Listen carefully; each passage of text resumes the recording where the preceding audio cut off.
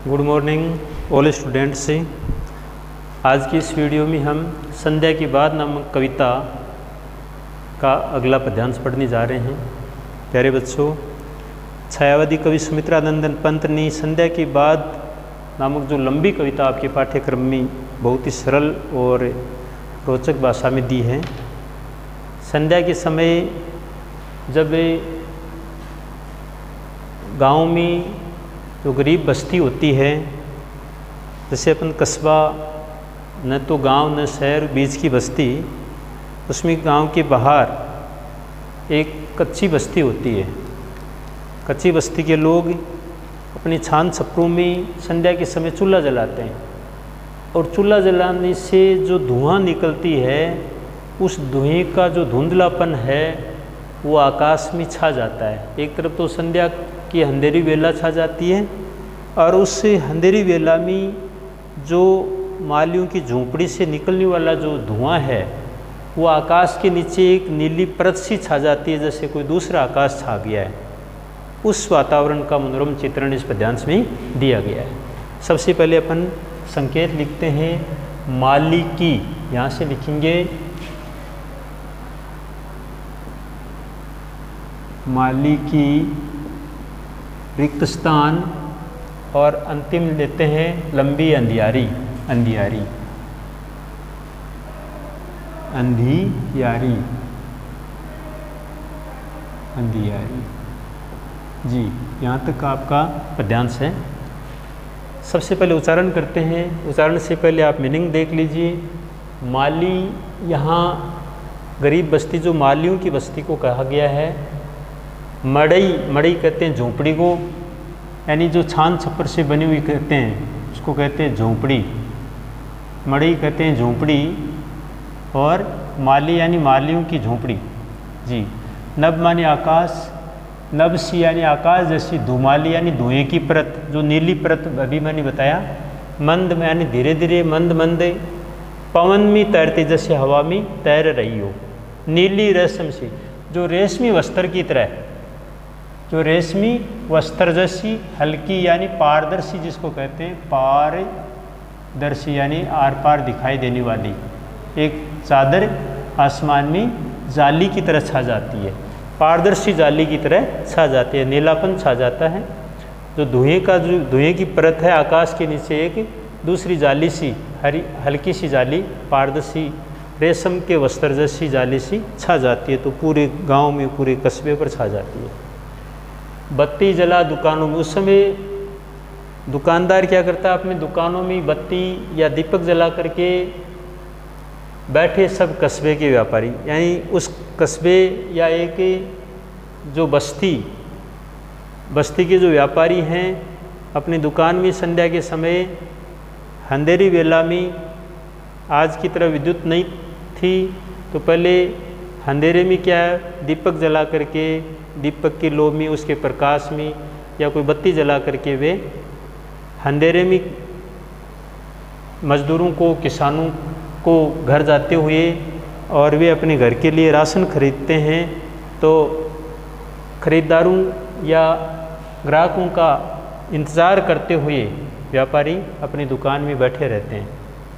वे इस बात का इंतज़ार करते हैं कि कोई यहाँ आएगा और अपने घर में राशन बनाने के लिए यहाँ से राशन सामग्री लेकर जाएगा। मौन मंद आबा में, वो जैसे चुपचाप, जैसे मंद धीमी धीमी, आबा मानी चमक में या प्रकाश में, उसमें हिम की ऊँग, हिम यानी बर्फ़ जैसी या सर्दी की जो लंबी रात है, जैसे मानो उस अंधियारे में ऊँग रही है। तो यहाँ मानवीकरण किया गया है। सबसे पहले उच्चारण, फिर अपन व्याख्या करते हैं। माली की मड़ई से उठे, नभ के नीचे नभ सी धुमाली, मंद पवन में तिरती, नीली रेशम की सी हल्की जाली। बत्ती जला दुकानों में, बैठे सब कस्बे के व्यापारी, मौन मंद आबा में, हिम की ऊँग रही लंबी अंधियारी। प्रस्तुत कवितांश कवि सुमित्रानंदन पंत द्वारा रचित संध्या की बाद नामक कविता से उद्धृत है। ये पद्यांश उनके द्वारा रचित ग्राम्य नामक काव्य कृति से संकलित है तथा हमारी पाठ्य पुस्तक अंतरा भाग फर्स्ट से ली गई है। प्रस्तुत पद्यांश में सर्दियों के दिनों में संध्या के समय ग्रामीण परिवेश में प्रकृति में होने वाले परिवर्तन का वर्णन किया गया है। संध्या के समय गांव में जब चूल्हे जलाए जाते हैं तो चूल्हों से निकलने वाली जो धुआं है आसमान में एक परत के रूप में छा जाती है। उस धुंधलेपन का या धुएं के बादल का वर्णन किया गया है। कवि वर्णन करता हुआ कहता है कि रात्रि में जब संध्या के समय मालियों की झोंपड़ी से जो धुआं निकलती है, चूल्हा जलाते समय, खाना पकाते समय जब चूल्हा जलने से जो धुआं निकलती है वह झोंपड़ी से धुआं मिलकर के आकाश में जैसे मानो कस्बे पर छा जाती है और एक धुएं की परत के रूप में बन जाती है। मालियों की मड़ई से उठ कि संध्या के समय मालियों की झोंपड़ी से उठी हुई धुआं आकाश में जाकर के नभसी यानी एक दूसरे आकाश की धुएं की परत बन जाती है, जो नीले आकाश के नीचे दूसरी एक नीली परत सी दिखाई देती है। मंद पवन में तिरती, जो समय शांत और मंद वायु में धीरे धीरे तैरती हुई आकाश के नीचे दूसरी नीले आकाश की परत, धुएं की परत दिखाई देती है। नीली रेशम की सी हल्की जाली, वह धुएं की परत अर्थात वह धुआं धुंधलापन जो नीले रेशमी वस्त्र जैसी पारदर्शी जाली के रूप में दिखाई देती है। बत्ती जला, और उसी समय उधर दुकानों में व्यापारी है जो अपनी दुकान में बत्ती जला करके दीपक प्रज्वलित करके मानो दीपक की लौ के प्रकाश में, मंद मंद प्रकाश में वे मजदूर और किसान को अपने घर का राशन खरीदने के लिए उनका इंतजार करते हैं। बैठे सब कस्बे के व्यापारी, उस कस्बे के, उस बस्ती के जितने भी व्यापारी हैं वो संध्या के समय अपनी दुकानों में बत्ती जला करके और मंद मंद प्रकाश में किसी ग्राहक का इंतजार कर रहे होते हैं। मौन मंद आबामी, और उस समय रात्रि का जो प्रकाश है वह मंद मंद धीमा और हल्का सा दिखाई देता है।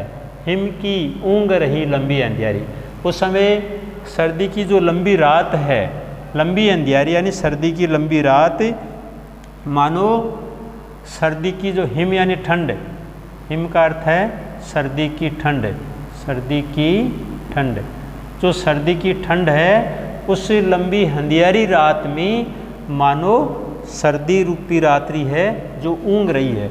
सर्दी की लंबी रात मानो उस सर्दी की ठंड में मानो ऊँग रही है। चारों तरफ सन्नाटा छा जाता है। सायंकाल का समय, शांत वातावरण है, मंद मंद प्रकाश में व्यापारी बत्ती यानी दीपक के प्रकाश में, उस मंद मंद प्रकाश में बैठा हुआ ग्राहक का इंतजार करता है और किसी के द्वारा आने का इंतजार करता है ताकि वह कुछ सामान खरीद के ले जाए।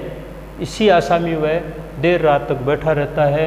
और मौन मंद आबा में, उस समय रात्रि की जो आबा है, प्रकाश है, वो एकदम मंद मंद और शांत हो जाता है।